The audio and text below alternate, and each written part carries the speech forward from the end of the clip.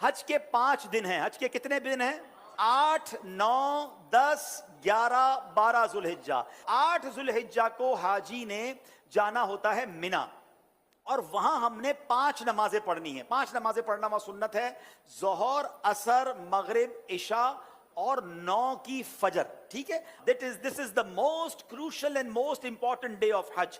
حج کا سب سے اہم دن جو ہے وہ 9 ذوالحجہ ہے. یعنی اگر کوئی آپ سے سوال کرے حج کس دن ہوتا ہے، تو حج 9 ذوالحجہ کو ہوتا ہے، کیونکہ اس دن یوم عرفہ ہے. یہ حج کا رکن اعظم ہے، سب سے مین دن ہے جو حج کا، وہ 9 ذوالحجہ ہے. یعنی کوئی عرفات نہیں گیا تو اس کا حج ہی نہیں ہوگا نا.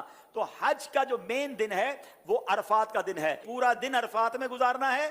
جب غروب آفتاب کا یقین ہو جائے کہ جناب مغرب کا وقت ہو گیا، غروب آفتاب ہو گیا، اب سارے حاجی آئیں گے مزدلفہ.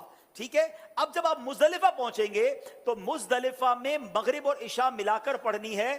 عرفات میں مغرب نہیں پڑھیں گے. یہ بھی اللہ کی شان ہے کہ مغرب کا وقت بھی ہو جائے مگر مغرب نہیں پڑھنی ہے.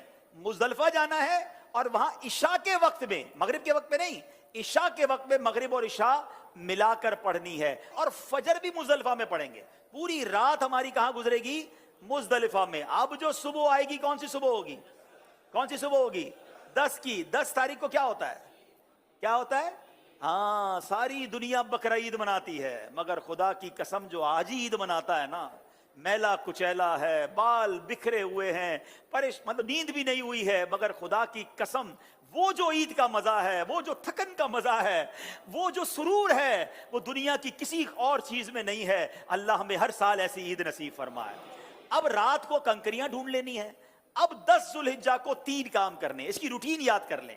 10 ذوالحجہ کا پہلا کام ہوگا شیطان کو کنکری مارنا. پہلا کام کیا ہے؟ شیطان کو، ایک ہی شیطان کو مارنا ہے، بڑے شیطان کو. ٹھیک ہے، بڑے شیطان کو 7 کنکریاں مارنی ہیں. دوسرا کام، جیسے ہی کنکری مار لیں گے